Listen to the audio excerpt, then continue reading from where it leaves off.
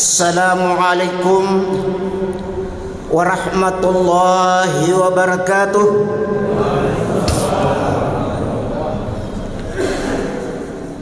Alhamdulillahilladzi syahru Ramadan unzila bihil Qur'an hudan linnasi wa bainatin minal huda wal furqan.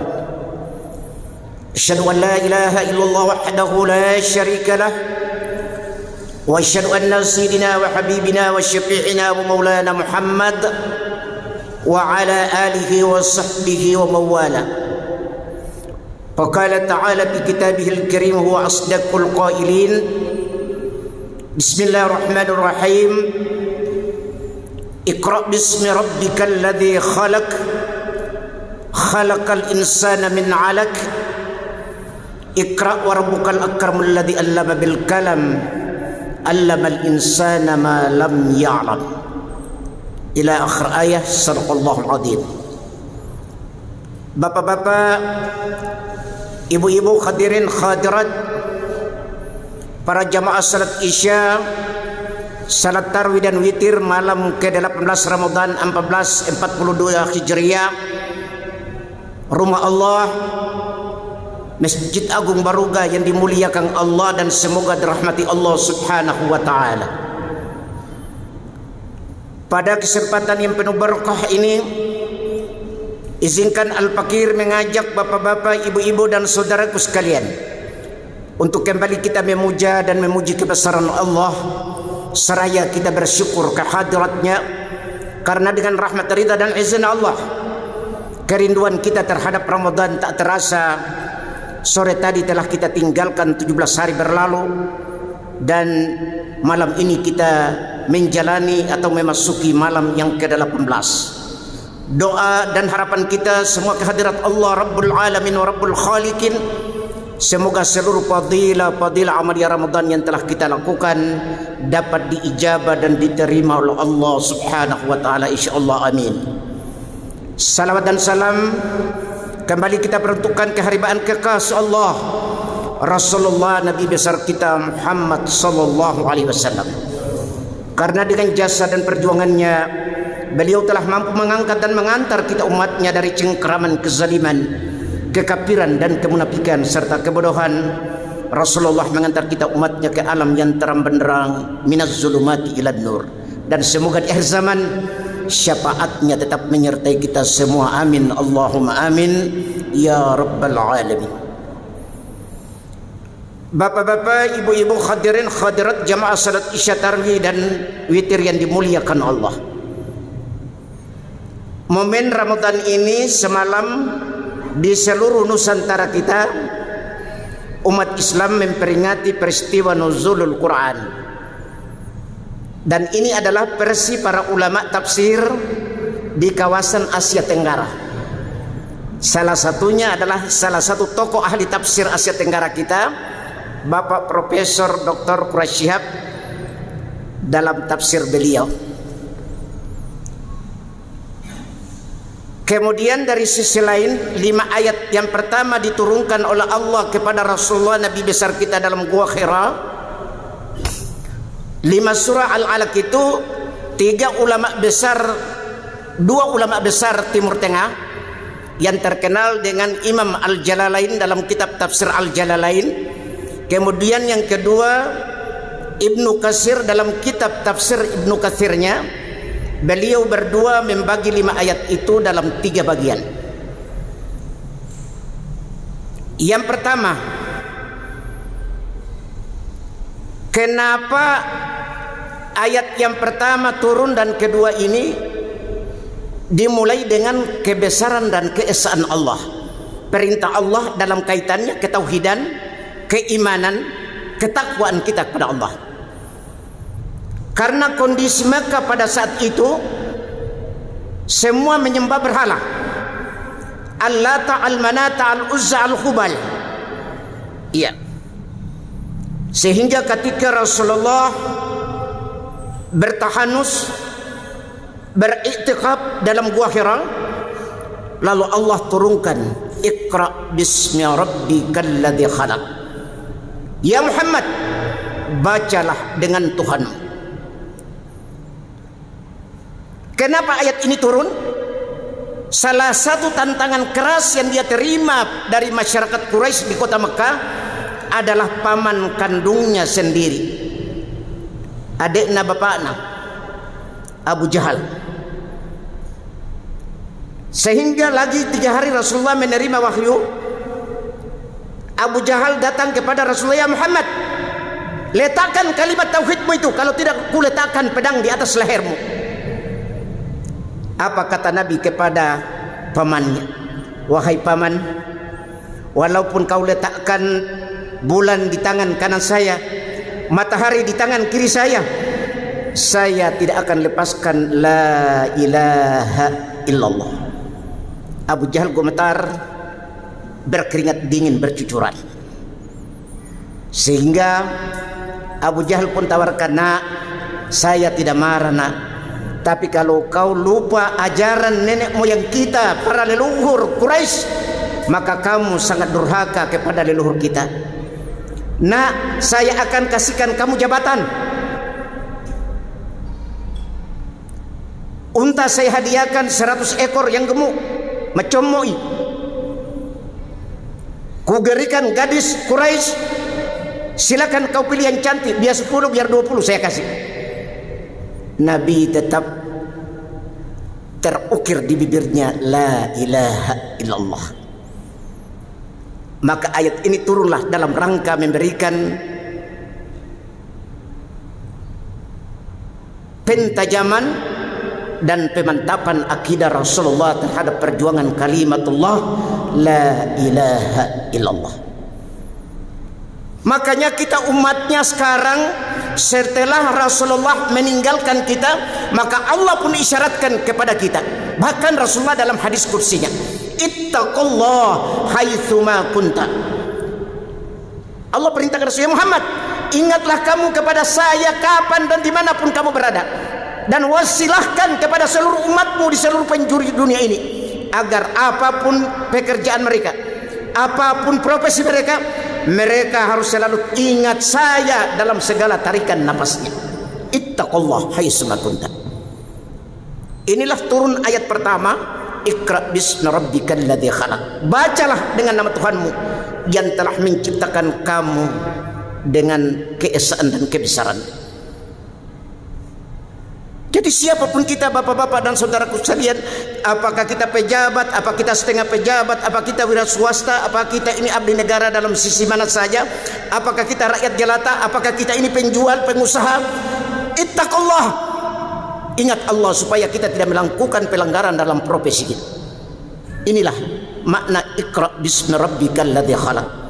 Bacalah dengan nama Tuhanmu yang telah menciptakan kamu. Seandainya ini kita umat Islam pahami persoalan ini, maka insya Allah negara Indonesia tidak termasuk negara yang paling terbesar korupsinya, kejahatannya. Tapi karena inilah kurangnya pemahaman kita terhadap persoalan Iqra bismi rabbikal ladzi khalaq. Yang kedua, ayat ketiga,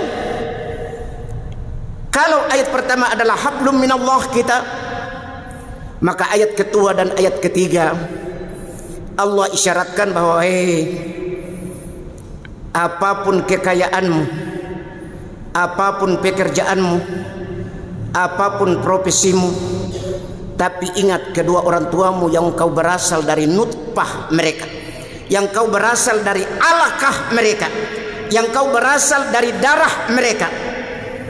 Maka oleh para kedua ahli tafsir ini, Imam Al-Jalalain dalam kitab Tafsir Al-Jalalain dan Ibnu Katsir dalam kitab Tafsir Ibnu Katsir, mereka berdua mengatakan bahwa kalau ada orang yang tidak menghargai kedua orang tuanya, itu berarti dia mengkhianati Allah dalam dua bentuk ayat berikut, ayat kedua dan ayat ketiga.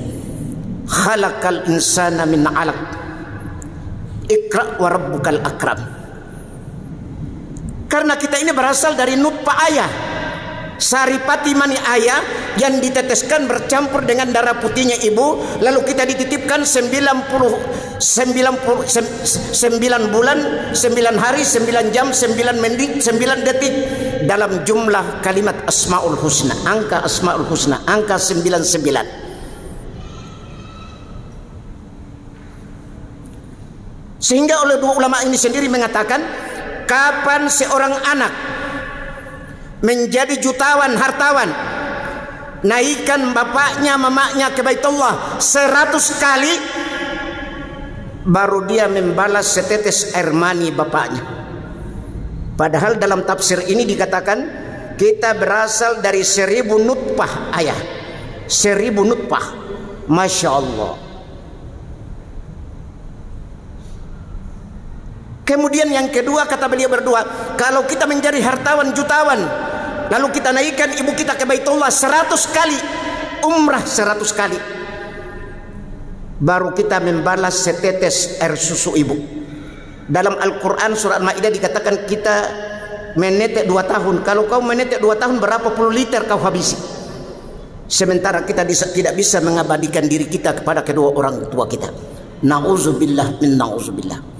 Makanya Rasulullah 1500 tahun yang silam Nabi mengatakan, orang tuamu yang masih hidup doakan, mereka yang telah mati doakan, Allahumma firli wa liwalidayya warhamhuma kama rabbayani shaghira. Bahkan secara tegas Allah tegur kita dalam ayat, Uffin-huma walal tanharhuma qaulan karima. Jangan kau berlaga di depan orang tuamu dengan sifat yang kasar. Jangan kau berbicara di depan orang tuamu dengan kata caci. Apalagi ada yang sudah jadi hartawan, jutawan, punya kekayaan luar biasa, dia jadikan orang tuanya sebagai pencuci mobil pribadinya. Nauzubillah min zalik. Karena tidak ada pembantu rumah tangganya, ibunya dia jadikan sebagai pemutar kopi dan pemutar teh. Na'udzubillah bin na'udzubillah. Al jannatu tahta aqdamil ummahat. Surga di bawah telapak kaki bapakmu dan mamamu. Allahumma ya Allah ya Karim. Di dalam berbagai hadis itu, hadis Bukhari maupun hadis Bukhari maupun hadis Sunan, itu dikatakan luar biasa, Masya Allah. Pengabdian orang tua kita itu, apapun yang kita miliki, kita tidak bisa balaskan kalau dalam persoalan dunia, apalagi ukhrawiyah. Inilah ayat kedua dan ayat ketiga. Bagaimana kita menjaga? Konsep yang kedua terlepas dari orang tua. Setelah hablum minallah, orang tua kita jaga. Di 2 ayat berikut Allah katakan, jaga hablum minan nasmu, hubungan sesama manusia. Innamal mu'minuna ikhwa fa aslihu baina akhwaikum wattaqullah. Orang-orang mukmin itu bersaudara, maka jaga persaudaraan itu dengan baik. Makanya Rasulullah sebelumnya menggambarkan kepada kita lewat hadisnya yang diriwayatkan Imam Tabrani. Ya. Jaga ukhuwah itu atas 3 dasar. Ukhuwah khalqiyah, persaudaraan karena satu darah. Kemudian ukhuwah wataniyah, persaudaraan karena satu bangsa dan satu negara. Kemudian ukhuwah diniyah, persaudaraan karena agama. Jadi jangan kita selalu mau baku bombe, baku benci, bahkan dalam diri kita kadang-kala timbul penyakit. Ayat kelima dalam surah Qul a'udzu birabbil falaq itu Allah gambarkan di sana.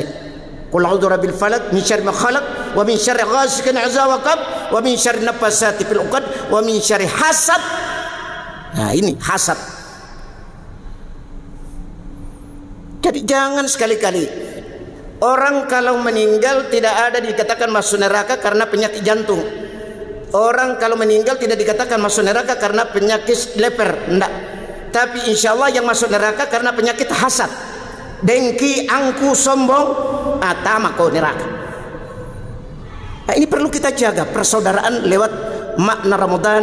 10 hari pertama sebagai Yaumur Rahmah, 10 hari kedua sebagai Yaumul Maghfirah, dan 10 terakhir pembebasan dari api neraka Allah. Begitu kasih sayangnya Allah kepada kita umat Rasulullah ini, menghadiahkan bulan ini sebagai bulan yang penuh rahmat, penuh ampunan, dan penuh pembebasan dari api neraka Allah. Tapi banyak saudara-saudara kita yang tidak sadar, Allah hadiahkan bulan ini sebagai bulan yang penuh berkah, penuh rahmat, penuh ampunan, Tapi banyak saudara-saudara kita yang berleha-leha dalam kehidupan dunia. Hubbud dunia, terlalu cinta persoalan dunia dan lupa kehadirannya untuk ruku sujud mengharapkan ridha Allah dalam rumah Allah seperti ini. Yang paling terakhir bapak-bapak dan saudaraku sekalian dari khutbah tahu ceramah singkat taruh ini adalah ayat terakhir Allah ukirkan, ayat kelima, allamal insana ma lam ya'lam. Wahai manusia, saya ajarkan kepadamu apa yang kalian tidak tahu. Kita puasa sebulan ini, ibu bapak tidak tahu bahwa puasa ibu bapak diterima atau tidak diterima, tapi Allah sudah jamin. Yang penting kita jalani amalia Ramadan ini dengan dua saja, imanan wahtisaban. Kita jalani Ramadan ini kalau dengan faktor iman, kita jalani Ramadan ini dengan faktor kesabaran, insya Allah seluruh amal ibadah kita akan menembus arasy. Karena kata Allah, ummati ummati ummati Rasulullah Muhammad, Anda kalau menjalani Ramadan ini dengan iman dan kesabaranmu, maka ibadahmu saya terima langsung di arasy. Tidak lewat malaikat, minggir malaikat, menembus arasy.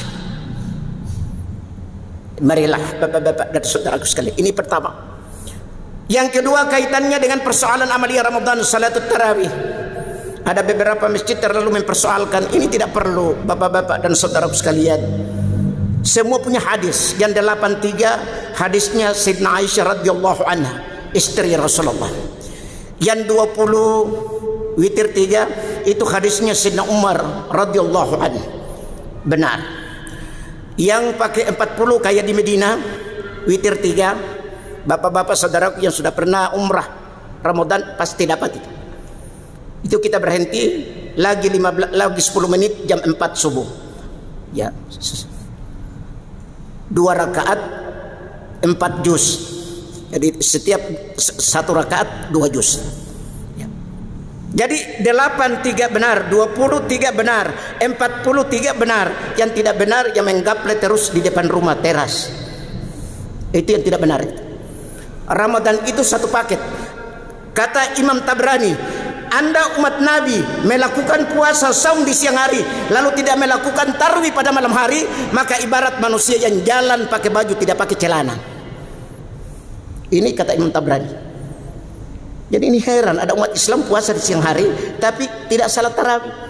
Coba kalau selesai tarawih lalu masuk bulan Syawal, ayo mari kita ke masjid besar Baruga salat tarawih. Lepongoromen. Tidak ada salat tarawih setelah Ramadan. Jadi marilah bapak-bapak dan saudara sekalian, rumah Allah masjid besar Bukit Baruga yang dimuliakan Allah, dari ceramah singkat yang Al-Fakir sampaikan ini mari kita renungkan di dalam 5 ayat surah Al-Alaq yang diturunkan oleh Allah kepada Rasulullah 1500 tahun silam adalah mempunyai 3 makna. Yang pertama, bagaimana penguatan akidah kepada Rasulullah dan kita umatnya. Yang kedua, bagaimana penghargaan kita terhadap orang tua kita dan sesama saudara kita yang seiman, seagama. Kemudian yang terakhir kita renungkan bahwa seluruh amal ibadah itu Allah tahu rahasia apa yang harus kita dapatkan dari Allah dan apa yang kita tidak dapat dari Allah. Persoalan ibadah adalah modalnya iman dan kesabaran. Saya kira demikian ibu bapak sekalian sekelumit uraian hikmah ceramah tarawih yang Al-Fakir bisa sampaikan. Dengan doa dan harapan kita, semoga Allah menghindarkan bangsa dan negara kita ini, provinsi kita Sulawesi Selatan, kota Makassar kita secara khusus ya, agar penyakit corona COVID-19 ini secepatnya Allah angkat dari persada Indonesia tercinta, provinsi kita Sulawesi Selatan dan kota angin mamiri kita secara khusus. Doa kita yang kedua, semoga Allah Subhanahu wa taala menghindarkan bangsa kita, provinsi kita, kota Makassar kita ini dari berbagai malapetaka dan musibah yang kita tidak inginkan bersama. Doa yang paling terakhir, semoga Allah memberikan kekuatan lahir batin, jasmani dan rohani kepada kita seluruh umat Islam Indonesia, seluruh umat Islam kota Makassar, agar kita dapat melakukan fadilah amalia Ramadan ini sampai malam takbiran yang akan datang untuk mendapatkan ridha Allah, rahmat Allah dan ampunan Allah Subhanahu wa taala. Terima kasih. Wallahu muwaffiq ila aqwamit thariq. Wassalamu alaikum warahmatullahi wabarakatuh.